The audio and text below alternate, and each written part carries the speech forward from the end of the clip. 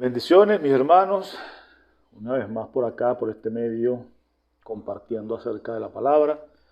Y tenemos para hoy la exposición acerca de la vida en Cristo, ¿verdad? Lo que es la vida antigua y la vida nueva.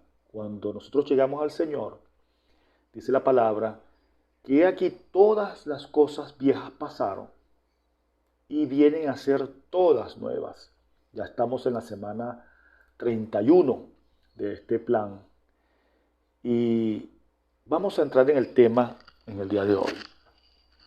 Fíjense que la palabra del Señor en Colosenses nos habla acerca de la vida pasada y cómo debe ser nuestra nueva vida. Y podemos ver que Colosenses 3, 5 al 7 nos dice: haced morir pues lo terrenal en vosotros: fornicación, impureza, pasiones desordenadas, malos deseos y avaricia, que es idolatría, cosas por las cuales la ira de Dios viene sobre los hijos de desobediencia, en los cuales vosotros también anduvisteis en otro tiempo, cuando vivíais en ella. Fíjese, hermano, que acá el apóstol está dando por descontado de que los cristianos ya no andamos en este tipo de conductas. Fíjese que él dice conductas en las cuales un día tú anduviste. O sea, que él da por sentado que a las personas, los hermanos de Colosenses, a los cuales él está escribiendo, eran hermanos en los cuales no estaban o no andaban practicando este tipo de cosas. Pero resulta que, hermanos, la realidad muchas veces es otra. Y dentro entonces de nuestras iglesias conseguimos gente, lamentablemente, en estos estados, ¿verdad? De fornicación, impureza, pasiones desordenadas, malos deseos. De repente quizás muchos pensarán, no, pero yo no tengo esas conductas tan fuertes, ¿verdad? Tan difíciles o tan impropias como las de fornicación o impureza. Pero ¿acaso a veces las pasiones desordenadas no entran en nuestra vida? Los malos deseos. ¿Cuántas veces nosotros no deseamos hacia otras personas o hacia otros grupos de personas ciertas cosas que no son buenas? ¿Okay? Entonces fíjense que Pablo en una ocasión él exclama y él dice: ¿quién me librará de este cuerpo de muerte? Refiriéndose a lo difícil que resulta dejar de hacer lo malo, aún queriendo hacer lo bueno. Esta lucha que como cristianos nosotros nunca vamos a dejar de experimentar, porque siempre va a estar allí, el día a día nuestro. Es ese día a día en la lucha contra el pecado. ¿Ok? Y en esta carta vemos que el mismo apóstol nos invita a hacer morir lo terrenal de nuestras vidas. Todo aquello que representa un deseo de la carne. Fíjense, ¿cómo podemos nosotros hacer morir a nuestras vidas? Se comparan, o mejor dicho, nuestra vida espiritual, nosotros tenemos que fundamentarla y alimentarla. ¿Y qué podemos entonces hacer morir? Aquello que está fuera de nuestro espíritu, pero que nos impulsa a hacer lo malo. ¿Qué es eso? Los deseos de la carne, las acciones de la carne, los sentimientos, las sensaciones, todo aquello que nos impulsa a hacer el pecado. Y entonces, ¿cómo lo hacemos morir? Dejando de alimentarlo. Entonces, cuando el apóstol habla acá de hacer morir, es no alimentar precisamente esas pasiones, esos deseos que se desenfrenan y entonces nos llevan a cometer cosas negativas. Y cuando esto pasa, esto tiene consecuencias terribles, pues. Porque fíjense algo, cuando él habla acá de pasiones desordenadas, de malos deseos, de avaricia, si usted no desea algo y si usted no alimenta la esperanza de tener ese algo, usted deja de pensar en ese algo. Pero si usted todos los días mira ese algo y lo desea, y quién lo tuviera y qué se sentirá hacer tal cosa en ese algo, eso alimenta la carne, eso alimenta esas pasiones, eso alimenta esos deseos. Y entonces, en la medida en que nosotros alimentemos esos deseos, ellos van a hacerse más fuertes. Por lo tanto, esos deseos no van a dejar de crecer y crecer y crecer y estorbar entonces en nuestra vida cristiana. Por eso es que el apóstol nos manda que hagamos morir esas cosas. Esa lucha diaria va a estar allí. Ahora recordemos que nosotros estamos llamados a ser santificados y que debemos perseguir ese proceso que el Señor ejecuta en nuestra vida de santificarnos. Entonces nosotros tenemos que alimentar o incentivar en nuestras vidas esa santificación que se produce a través de todos aquellos elementos de gracia que nosotros con los que contamos, ¿verdad? La lectura de la palabra, la oración, el compartir con los hermanos y con los que no creyentes, el participar de la comunión de la iglesia y la comunión con nuestros hermanos. Eso alimenta el espíritu. Por lo tanto, entonces, será mucho más fácil hacer morir las cosas de la carne. Fíjense que más adelante, en el verso 7, este finaliza indicando una realidad que nosotros debemos recordar. Que todas estas acciones, con todas las acciones que nosotros debemos promocionar o incentivar en nuestra vida, deben ir tendiendo a hacer morir, ¿verdad? Las cosas de la carne. ¿Por qué? Porque eso incide en la conducta en que nosotros tenemos y en la forma de vida que como cristianos debemos llevar. Hay que dejar la pasada manera de vivir.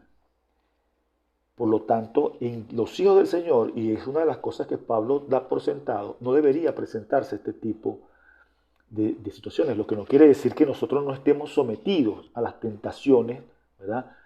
Y que no seamos blancos de esas tentaciones, de esas incitaciones a pecar. Lo que nosotros debemos es tratar siempre, como hemos visto en lecciones anteriores, a huir de esas situaciones, a huir de ellas, no alimentarlas, de forma de que puedan tomar entonces fuerza y dominar. Hace muchos años había como una especie de ilustración acerca del viejo hombre y del nuevo hombre, hablando de las naturalezas del cristiano. Y entonces los hermanos hace muchos años comparaban esto con la lucha de dos hombres y decían, si usted alimenta más a uno que al otro, ¿verdad? Va a estar más fuerte y por lo tanto va a dominar sobre el otro. Y así sucede en la vida cristiana. Si nosotros proveemos para las cosas de la carne, hermanos, vamos a andar en una vida de derrota espiritual. En cambio, si nosotros proveemos para el espíritu, vamos a andar en victoria. ¿Por qué? Porque entonces en nosotros se va a formar cada día la imagen del Señor, que es lo que el Señor quiere formar en nosotros a través de ese proceso de santificación. Y fíjense, aquí quiero hacer una apreciación muy importante. Nosotros no podemos tratar de hacer las cosas bien para consagrarnos. No es así, así no funciona. Nosotros tenemos que consagrarnos para hacer las cosas bien. Fíjense, y esto es un detalle para aquellos hermanos cuando usted hable o usted predique a los inconversos. Entre los inconversos hay una excusa muy común que es que ellos plantean, no es que yo no puedo entregarme al Señor todavía porque yo tengo que corregir tal o cual cosa en mi vida para poder llegar al Señor. No, a mí me gusta el Evangelio, pero yo no tomo una decisión porque yo tengo que corregir esto, yo tengo que corregir aquello. Hermano, eso es imposible y eso hay que decir sobre la gente. Es imposible que usted haga eso y eso es una de las trampas del enemigo. Recuerden que el enemigo no tiene poder sobre el cristiano, sino lo que le queda a él es engañar. Él es padre de toda mentira. Entonces, ¿qué siembra él en la gente? Esa mentira de creer que no vale, que tú eres muy malo, tú tienes que arreglar tu vida primero para poder llegar a Cristo. Y no es así. Primero primero hay que llegar a Cristo. Y Cristo es el que hace la obra en cada uno de nosotros. Nosotros tenemos que consagrarnos para actuar bien. Y así es la manera como funcionan las cosas. Las personas que no conocen al Señor, para poder portarse bien, para poder hacer las cosas bien, para poder vivir una vida alejada del pecado, lógicamente tienen que llegar primero a Cristo. De otra forma, no funciona. No es así como funcionan las cosas. Seguimos entonces en Colosenses, el mismo capítulo 3, ahora del versículo 8 al 11, que nos dice, pero ahora dejad también vosotros todas estas cosas: ira, enojo, malicia, blasfemias, palabras deshonestas de vuestra boca. No mintáis los unos a los otros, habiéndoos despojado del viejo hombre con sus hechos, y revestidos del nuevo, el cual, conforme a la imagen del que lo creó, se va renovando hasta el conocimiento pleno, donde no hay judío, ni circuncisión, ni incircuncisión, bárbaro, ni escita, siervo, ni libre, sino que Cristo es el todo y en todos. Si bien nosotros vimos en el pasaje anterior una numeración de una serie de situaciones y una serie de cosas que no deberían estar en el cristiano, aquí Pablo vuelve a insistir y nos cita otra serie de cosas que debemos tener cuidado con ellas y de las cuales nos debemos despojar. Y fíjense que aquí Pablo utiliza una imagen muy interesante, que él dice, despojémonos de ciertas cosas, ¿verdad? Habiéndonos despojado del viejo hombre, dice. Revestidos, o sea, que nos revistamos de nuevo. Es como quitarse un vestido y colocarse otro vestido. Y esa es la imagen que quiere el apóstol utilizar para dar a entender que debemos quitarnos todas esas cosas negativas que él enumera allí, que son cosas que todavía en nuestra vida muchas veces están latentes y salen a relucir en ciertas ocasiones. ¿Por qué? Porque las alimentamos. Y entonces él está hablando acerca de la ira, del enojo, de la malicia, de la blasfemia, de las palabras deshonestas de nuestra boca. Y aquí hay un detalle interesante. Cuando nosotros hablamos de blasfemia, palabras deshonestas de vuestra boca, mira, hermano, nosotros estamos muchas veces pensando que eso es una grosería, una mala palabra, que lo son. Pero no solamente llega hasta allí, porque ¿cuántas veces nosotros pronunciamos blasfemias? ¿Qué es una blasfemia? Es una ofensa al Señor. Nosotros ofendemos al Señor cuando nosotros rebajamos su deidad. Nosotros ofendemos al Señor cuando nos dirigimos al Señor con términos humanos, con términos que degradan su grandeza y su naturaleza. Dios es un Dios omnipotente, todo omnisciente, que todo lo conoce, infinito y eterno. Ocupa todo, es inmutable. O sea, Dios es supremamente soberano sobre toda la tierra. Una lección muy importante que tenemos que aprender nosotros de los judíos era que ellos ni siquiera por respeto respeto, ni siquiera nombraban el nombre de Dios. Imagínense ese respeto. La dimensión, porque ellos conocían plenamente quién era ese Dios que abrió el mar, que los alimentó por 40 años, milagrosamente, que rompió todas las leyes de la naturaleza porque Él mismo las hizo. Si Él mismo hizo todo, Él podía romper todas esas leyes. Ese Dios que hizo flotar un hierro. Ese Dios que hizo que unos hombres entraran en un horno de fuego y no se quemaran. Eso no es cualquier cosa, hermano. Entonces muchas veces oímos expresiones en nuestro ambiente. Muchas veces, o la mayoría de veces, por ignorancia o por querer agradar a Dios, pero resulta que no es el querer, sino el poder hacer las cosas bien o el hacerlas bien. No es como yo pienso, sino como el Señor dice que debemos dirigirnos a Él. Y entonces oímos expresiones como que decir que Dios es un superhéroe, por ejemplo. Eso es una blasfemia, hermano. Eso es algo terrible. Rebajar a Dios a la imagen de un superhéroe, de alguien mundano, de alguien que tiene defectos. Incluso Disney ahorita sacó unos superhéroes afeminados. Entonces, si usted está diciendo que Dios es un superhéroe, le está dando la cualidad que esa gente del mundo les da a los superhéroes. Los superhéroes se enfadan y cometen errores horribles. Son derrotados en muchas ocasiones. Tienen conductas impropias, inmorales. Dicen o pronuncian soeces. O sea, si usted le está dando el calificativo a Dios de superhéroe, usted lo está haciendo igual a esos, con esas mismas características. Y como le digo, Disney acaba de sacar una serie de superhéroes afeminados y lesbianas. ¿Acaso Dios es eso? Entonces, vean lo terrible y lo muchas veces irresponsable que somos nosotros al hablar de Dios. Dios es mi chofer, dicen unos. Dios me guarda mis propiedades. O sea, qué cosa tan terrible. Y fíjense que el apóstol llama aquí a que toda blasfemia sea quitada de nuestra boca. Toda palabra deshonesta. Toda palabra aquella que tiene doble sentido. Que deja algo allí que no está bien.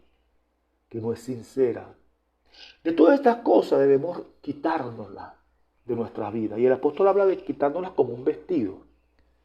Despojarnos. Cuando entonces el hombre llega a Cristo, tiene que quitarse todas esas cosas y revestirse, colocarse un vestido nuevo que represente a ese Dios y a esa fe que estás tomando. ¿Ok? Entonces, debemos revestirnos de un nuevo hombre, revestidos del nuevo, dice la palabra, el cual, conforme a la imagen del que lo creó, se va renovando hasta el conocimiento pleno, donde no hay ninguna distinción, donde no hay discriminación de raza, de sexo, de entidad social, que es lo que él habla allí cuando dice, donde no hay judío, no hay circuncisión, no hay bárbaro ni escita, siervo ni libre, sino que Cristo es el todo y en todos, o sea que Cristo lo llena todo, ya nada de lo que yo pueda hacer determina lo que soy en Cristo, sino lo que Cristo forma en mí. ¿Ok? Entonces, todas aquellas cosas viejas pasan y me despojo de todas aquellas cosas como un vestido viejo. Y entonces debemos vestirnos de ese vestido nuevo. Ese proceso de transformación en nuestras vidas al llegar al Señor no se detiene, recuerden. Cuando nosotros llegamos al Señor, recuerden que el proceso de la salvación incluye un área, un aspecto que no se termina en esta vida, que es la santificación. Y el Señor la va haciendo hasta que partimos de aquí o Él venga. Entonces, es un proceso, ese proceso continuo que nos va llevando de mejor a mejor cada vez, ¿verdad? Nos exige entonces despojarnos de todo aquello que dificulte nuestro andar. Recuerden también incluso en otra oportunidad donde se nombra este término de despojarse. Es despojado de todo peso y del pecado que nos asedia. Y corramos con paciencia la carrera que tenemos por delante. O sea, tenemos que quitarnos todo aquello que moleste, todo aquello que dificulte nuestra relación con Dios. Aún muchas veces sin ser, de hecho, pecados. Pero hay costumbres, hay conductas que debemos entonces cambiar para que nosotros podamos seguir una vida recta en santificación al Señor. ¿Ok? Entonces, vemos que la vestidura nueva que el Señor nos manda, la encontramos en los versículos siguientes. Colosenses 3, del 12 al 15, dice: Vestidos pues como escogidos de Dios, santos y amados, de entrañable misericordia y de benignidad, de humildad, de mansedumbre, de paciencia, soportándoos unos a otros y perdonándoos unos a otros. Si alguien tuviera queja contra otro, de la manera que Cristo os perdonó, así también hacedlo vosotros.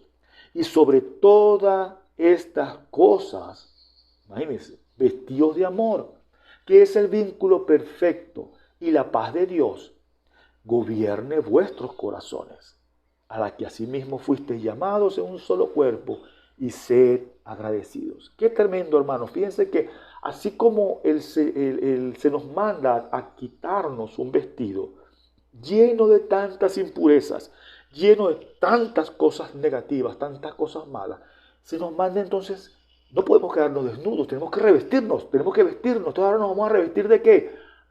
De las cosas buenas que el Señor tiene para cada uno de nosotros. Por eso es que no podemos hacerlo en nuestras propias fuerzas. Por eso es que es necesario santificarnos para poder revestirnos de lo bueno. ¿Ok? Entonces, nos vamos a revestir ¿de qué? De todas esas características importantes que están señaladas acá. De benignidad, humildad, mansedumbre.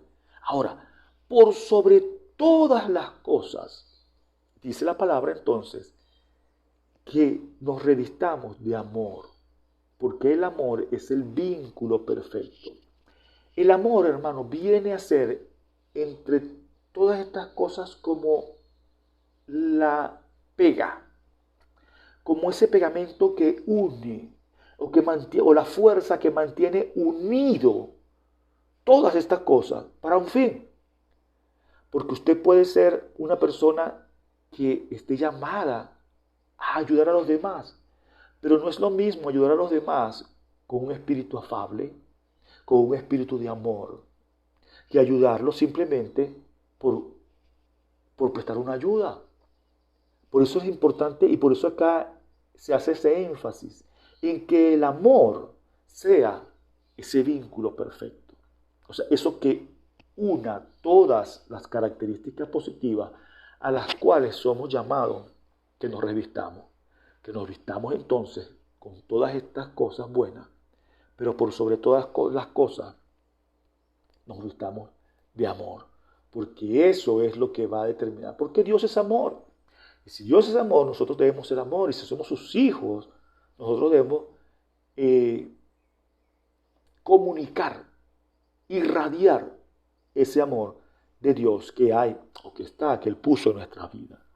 Por último, hermanos, Colosenses del 3 al 10, del 16 al 17 dice: la palabra de Cristo mora en abundancia en vosotros, enseñándoos y exhortándoos unos a otros en toda sabiduría, cantando con gracia en vuestros corazones al Señor con salmos e himnos y cánticos espirituales, y todo lo que hacéis, sea de palabra o sea de hecho, hacedlo todo en el nombre del Señor Jesús, dando gracias a Dios Padre por medio de Él. Fíjense la tremenda acción o importancia que tiene la palabra de Dios en la vida del cristiano. Fíjense que acaba, fíjense que él viene describiendo cómo debemos despojarnos de las cosas negativas, cómo debemos revestirnos de las nuevas, de las positivas. Pero destaca la importancia entonces de que la palabra de Cristo debe morar en abundancia. ¿Cómo mora la palabra de Cristo en abundancia en nosotros? Leyendo la palabra continuamente, abundantemente, diariamente. En la medida que esa palabra esté en nosotros y nosotros la podamos poner en práctica, esa palabra nos va llevando a la santificación. Recordemos que el Padre, que Jesús le dice al Padre orando allá por nosotros, santifícalos en tu verdad, tu palabra es verdad. O sea, la palabra del Señor es la verdad y por lo tanto allí está el medio de nuestra santificación. En la medida de que usted lea la palabra todos los días y abundantemente, usted va a ser santificado. Usted va a crecer en el Señor. Hay gente que dice, pero es que no es tanto leerla, sino ponerla en práctica. Bueno, sí, tiene toda la razón, pero para ponerla en práctica tiene que leerla. Mire, es imposible que usted ponga la palabra en práctica si no la lee. Tiene que leerla. Y si lee poquito, ¿qué va a poner en práctica? Poquito. Si lee poquito, ¿qué beneficio va a sacar? Poquito. Así de simple, hermano. Tiene que leer bastante, tenemos que leer abundantemente para tener que poner en práctica bastante. Y el Señor va a dar su bendición a cada uno de nosotros, porque Él nos santifica. Ese es el deseo de Él, que procedamos a santificación. Pero lo va a hacer a través de su palabra escrita que está allí en la Biblia. Y aquí la importancia de que cada uno de nosotros tengamos esa responsabilidad de leer la Biblia todos los días. Sálgase de esas redes sociales. Deje de gastar tiempo en esas redes. O si quiere hacer algo, la mitad del tiempo que usted dedique a las redes, quítele la mitad y dedíquele la mitad a la lectura de la palabra. Usted verá los resultados. Yo le aseguro que usted, a través de las redes, lo que obtiene es angustia, temores. Porque ¿qué es lo que comentan allí? ¿O qué es lo que muchas veces la gente lee más? Noticias malas, comentarios negativos, rumores que se convierten en ansiedad. La palabra del Señor no va a tener ese efecto en usted. La palabra del Señor lo va a sustentar, lo va a confrontar también. Claro que sí, pero es algo positivo, algo que lo llevará a crecer en la vida. Por eso el apóstol acá insiste. La palabra de Cristo more en abundancia.